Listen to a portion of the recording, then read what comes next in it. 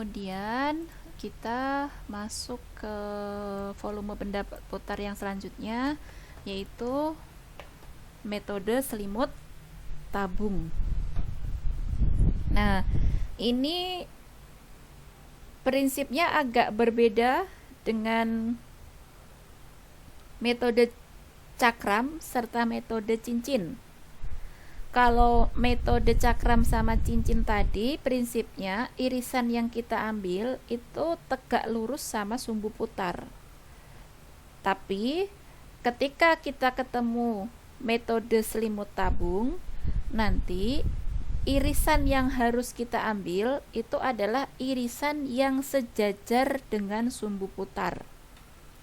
Langsung saja kita aplikasikan ke contoh 1.1 untuk memahami metode selimut tabung ini. Di contoh 1.1 ini ada sedikit revisi ya. Ini harusnya diputar terhadap garis X sama dengan min 1. Saya hapus saja biar jelas.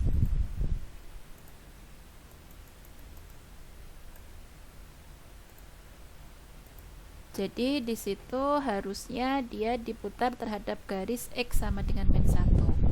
Nah, di contoh 1.1 itu ya cara mengerjakannya langkahnya kurang lebih sama dengan yang sebelum-sebelumnya. Kita identifikasi dulu daerahnya. Daerahnya dibatasi oleh apa aja itu?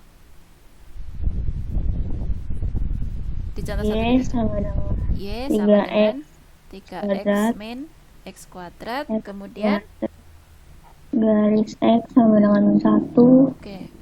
Ini diputar sumbu X. Ya, sumbu X, kemudian daerah yang dibentuk oleh ini nanti diputar terhadap garis X sama dengan min 1. Nah, kurvanya kayak gimana ini?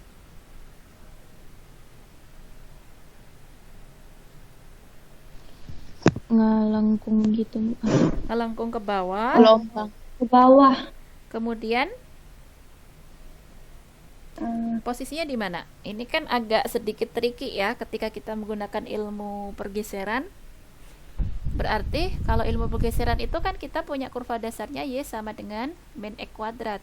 Kalau Y sama dengan min X kuadrat itu bentuknya dia kurva yang melengkung ke bawah kayak gini.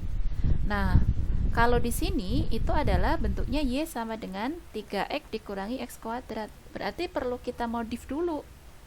Atau kita perlu olah dulu. Agak sedikit tricky, kita bentuk ke yang seperti ini. Berarti gimana cara ngebentuknya?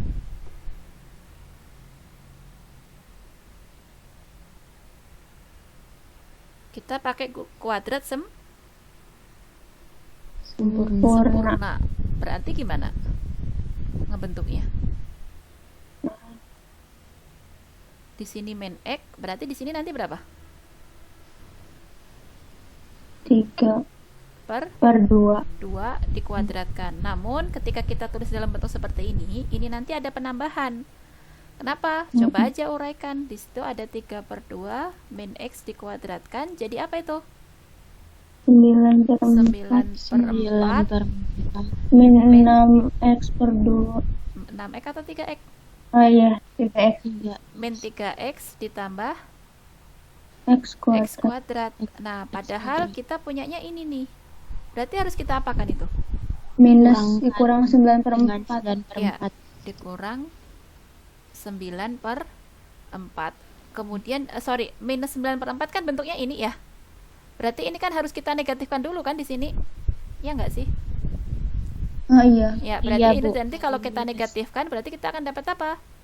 Min 9 per 4 plus 3X min X kuadrat. Berarti, namun ketika bentuk ini kita harus menambahkan 9 per 4 kayak gitu. Nah, dengan demikian kalau sudah dapat bentuk yang seperti ini adalah kurva kuadrat yang bisa kita tuliskan menjadi min X min 3 per 2 kuadrat. Pada dasarnya gitu kan ya, ditambah 9 per 4. Nah, berarti ini jadinya kayak gimana? Kurva min X kuadrat ini tadi digeser kemana? Ke atas. Sejauh berapa? 9/4. 9/4. Oh, berarti nanti kira-kira ya naik kayak gitulah ya, gitu. Kemudian nanti dia akan bergeser kemana lagi? Ke kanan. Ke kanan. Sejauh berapa? 3/2. 3/2. 3/2. Ya, berarti nanti kira-kira bentuknya kita punya grafik di sini bidang sumbu X, ke sana sumbu Y. Tadi kurva yang di sini naik, kemudian geser ke kanan, Kanan. start jauh 3/2. 3/2 ya. 3/2. Nanti kalau penasaran lagi tambah informasinya, kita kan 3/2 itu seperti apa gitu kan ya.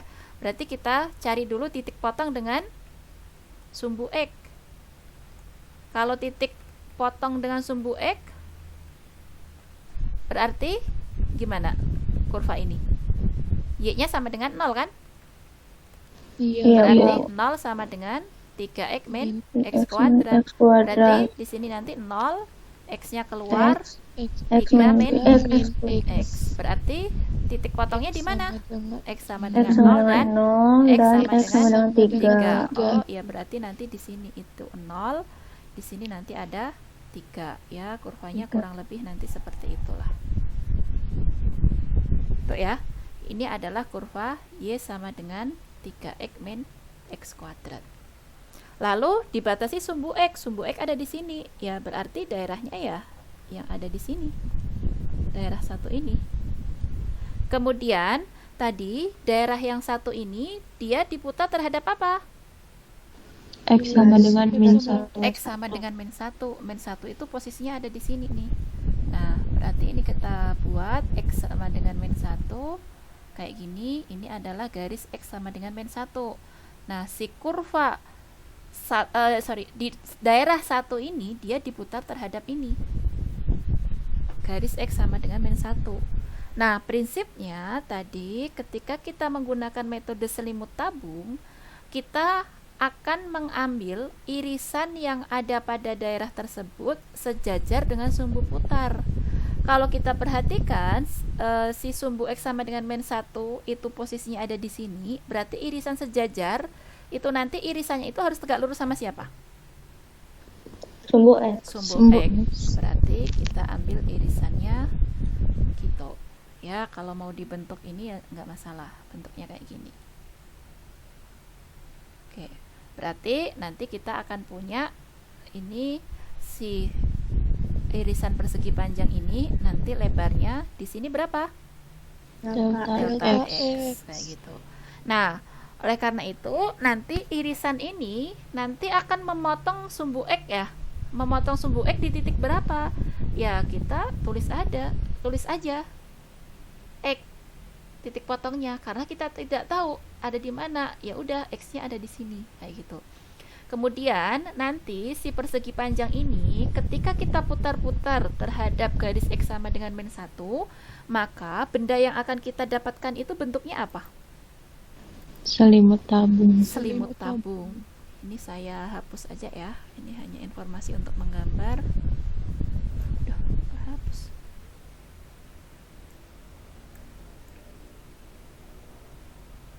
Saya hapus dulu.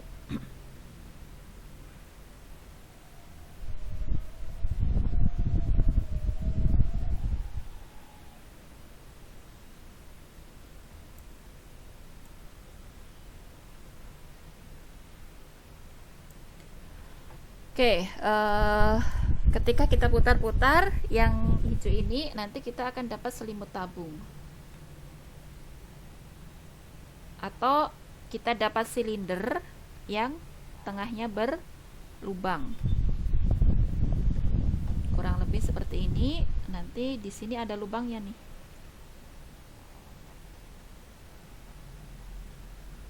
Kayak gitu.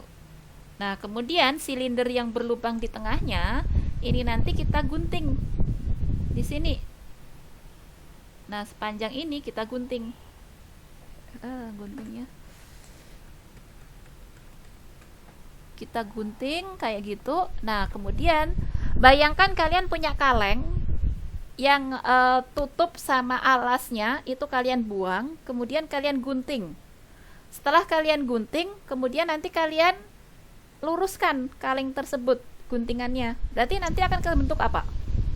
Persegi panjang. Ya, Persegi panjang. akan terbentuk persegi panjang, atau lebih tepatnya ketika kaleng tersebut memiliki ketebalan tertentu, maka dia akan ketemu balok. Kayak gini. Nah, kemudian kita tahu tadi bahwasanya si silinder ini dia memiliki yang bagian dalam ini ada suatu jari-jari, yaitu jarak antara ini ke situ, yaitu sebesar R, kayak gitu. Nah, si R-nya ini dia diukur dari siapa? Dari jarak irisan tadi yang kita ambil terhadap sumbu putar. Maka jarak ini yang akan menjadi R. Nah, lalu R ini gimana cara kita ngukur? Ya berarti irisan ini yaitu tadi terkait dengan X, maka R itu adalah X dikurangi dengan si sumbu putar. Sumbu putarnya berapa di sini? Min Min 1. 1. Berarti X dikurangi min 1. Sehingga R-nya sama dengan X plus 1. Kayak gitu. Nah, kemudian balik lagi ke sini. Tadi ketika kita punya kaleng, kita potong menjadi bentuk seperti ini. Berarti panjangnya ini ke situ, itu kira-kira siapa? Keliling lingkaran ini kan? Iya. Iya, Bu. Berarti keliling lingkaran itu kita tahu apa rumusnya? 2πr. 2πr. Berarti kalau kita punya R-nya seperti itu, berarti ini 2π Ini dikali X. Dikali plus X plus 1. Kayak gitu. Nah, kemudian kita punya ketebalan dari selembar kaleng itu tadi. Tebalnya berapa? Delta X. Kemudian kita punya boleh kita katakan ini tinggi dari apa ini? Dari kaleng yang sudah kita lebarkan tadi. Berarti ini kira-kira siapa? Ini kan? Iya. Nah, berarti jaraknya ini berapa? Antara ini ke situ.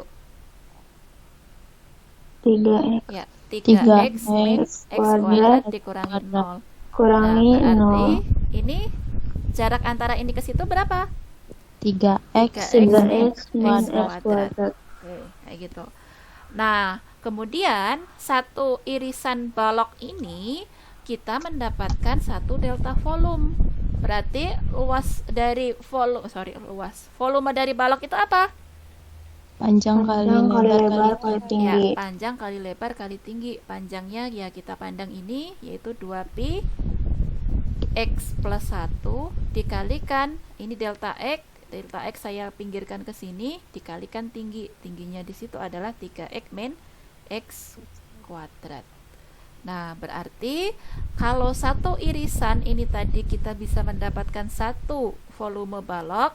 Nanti ketika irisan ini kita perlakukan yang sama ke semua daerah, maka nanti kita akan mendapatkan volume. Volume itu apa? Integral Dari 2π X plus X plus 1 1 3x min x kuadrat x kuadrat dx. Nah, kemudian batasnya dari mana? Ya, daerah ini batas terkecil. Ingat, ini diintegralkan terhadap variabel x, berarti kita mencari batas x. Daerah ini x paling kecil siapa? 0. Paling besarnya 3. Berarti volumenya berapa itu? 2π-nya bisa kita keluarkan. Ini kita hitung jadi integral 0 sampai 3 berapa itu? 3x kuadrat 3x kuadrat min x pangkat 3 X pangkat 3 plus tambah 3x 3x min X x kuadrat. pangkat 3 x kuadrat kuadrat dx. Jadi berapa itu? 2π, sederhanakan dulu sebelum diintegralkan. 2x kuadrat min x pangkat 3 plus 3x dx. Kemudian volumenya 2pi. Berapa itu integralnya? 18. 2/3 X pangkat 3 1/4 1/4 X pangkat 3 X pangkat 3 per 2. 2 X kuadrat. Ya, X seperti itu ya. kuadrat.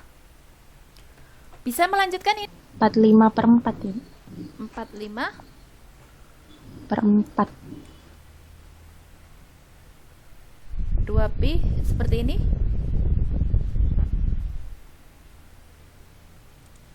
Kayak gitu. Iya, Bu. Berarti kalau kita sederhanakan lagi, dapatnya apa ini? 45/2 pi. 45/2pi. Oke, seperti itu. Ada yang mau ditanya?